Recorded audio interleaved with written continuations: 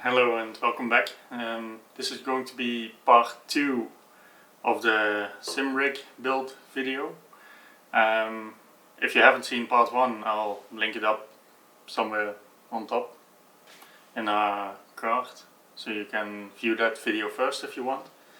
I built this part in the last video, and today I'm going to mount an old DxRacer desk chair that we recently replaced.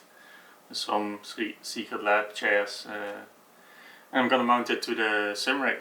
I'm going to use the brackets normally used for the bucket seats, and I have some additional aluminium frame bars that I ordered to just try to get it somewhat mounted, and I don't want it to be too high, even though I can also lift up the feet area for the pedals, so that might be a solution if the seat itself becomes too high, but we'll see.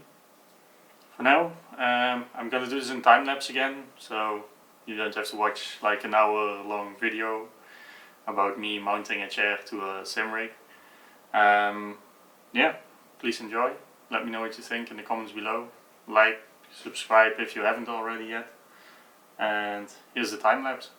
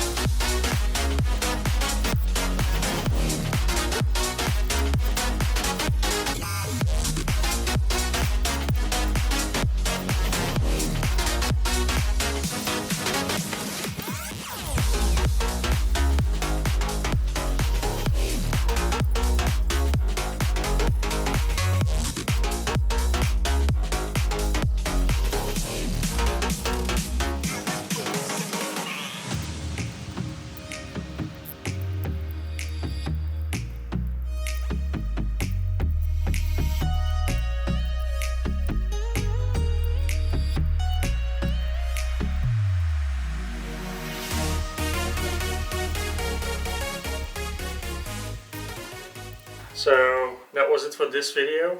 It's all complete now. The steering wheel, shifter, seat and the pedals are mounted, and it's quite easy to cable manage everything, so I was quite happy with that.